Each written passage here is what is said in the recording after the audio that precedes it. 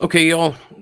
Ingram Smith here to do a instant reaction podcast that featured Florida State just kind of mercilessly beating an opponent. So that is a nice change to see.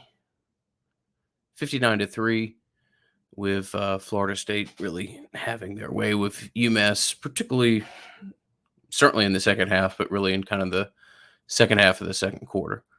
So this will be a pretty short instant reaction podcast. I mean, there's only so much that you could take away when you play one of the worst teams in the country. Not going to try to get too many lies said to y'all about how great this season will play out or what it'll look like in the future. But that's I don't want to make too much of it, and I don't want to minimize it either. It's a nice step forward. It's a program that's at least at the point of really humiliating one of the worst teams in its kind of section of football. This is going to be exciting, y'all. I mean, this is going to be a fun final 5 games. Don't know that I could have ever dreamed that I would have felt that way with the first 3 or 4 weeks of the season, how it played out. But I think you got to sit Gibbons with the intent of trying to have him ready for some of these more meaningful games. That's a guy that's been touch and go, and I haven't. We'll get more clarity on that throughout the week as to if something new popped up or if that was just a guy who was a whole lot of game time decisions who you felt you could get an extra rest on and really have him ready for the next, like I said, 4 or 5 opponents. So, as always, we'll thank. Now that we just randomly went down the Dylan Gibbons rabbit hole, we will thank our sponsors, Louisiana Hot Sauce, title sponsor of the Nolecast. Amazing that we have a national food sponsor, and amazing that we have a national food sponsor for as many years as we have. Congruity, obviously.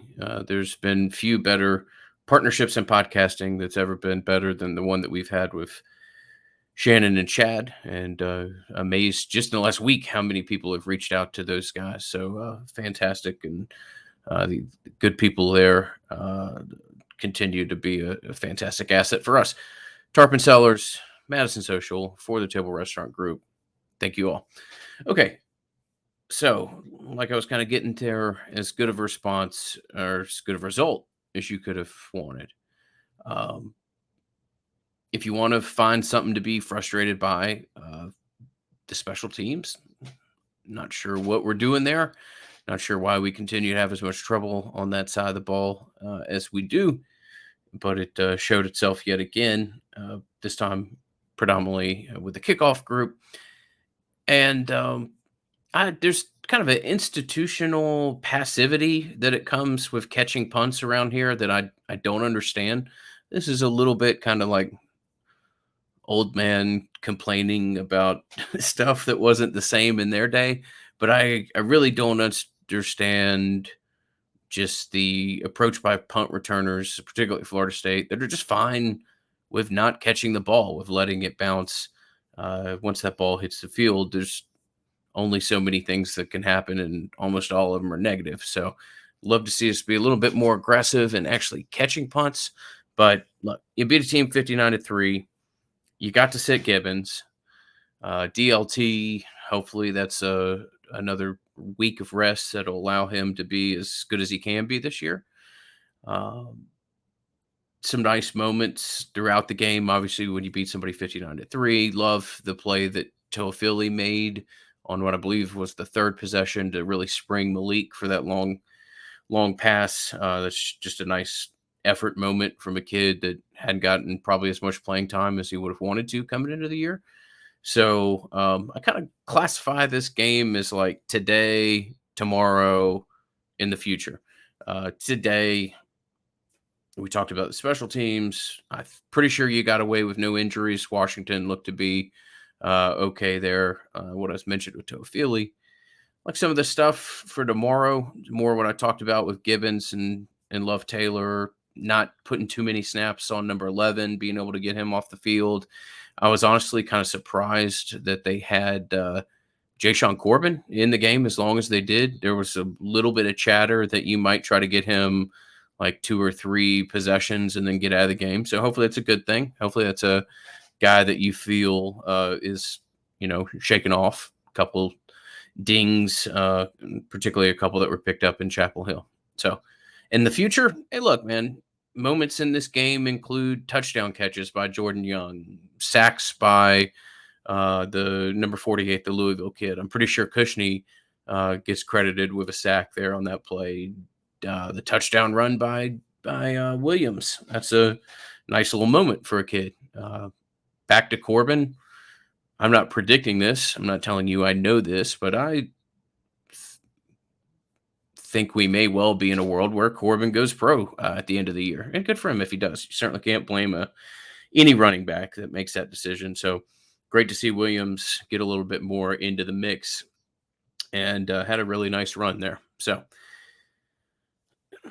here it is. I mean, this is going to be a fun final stretch here. You've got a Clemson team that we'll watch tonight, try to get a little bit better feel for, but a team that you think you can go up there and compete with. And you don't have to lie yourself or have a coaching staff that's detached from reality that's telling you you're going to go up there and win. So can't wait to see the game against Clemson. Don't necessarily expect to win, but we'll be excited to see from a program perspective, a Florida State team travel to the upstate there and, know in their heart of hearts that they're not just in a competition to not get embarrassed. So NC State's the challenge that we've kind of talked about over the past couple of weeks. We'll see how that goes. But these are 5 games that are going to go an awful long way in keeping this recruiting class together, the trajectory of the program overall. This is going to be fun. This is going to be fun to follow, going to be fun to talk about.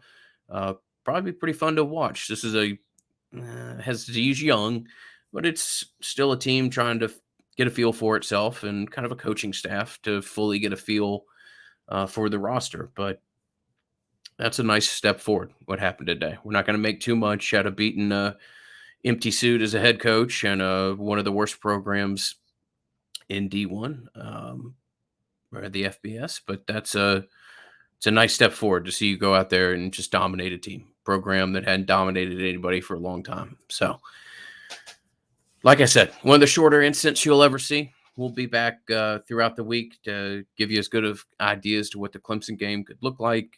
Really, like I said, not to be redundant, but hard for me to imagine that we're sitting here in the end of October. The first 4 weeks were what they were.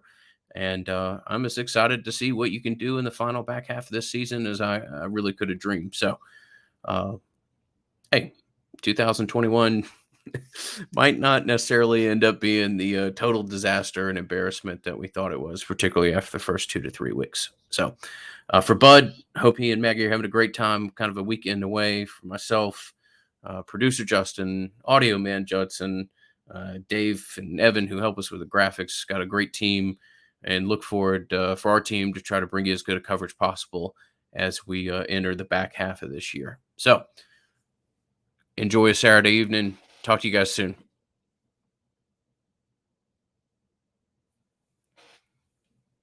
Yes, I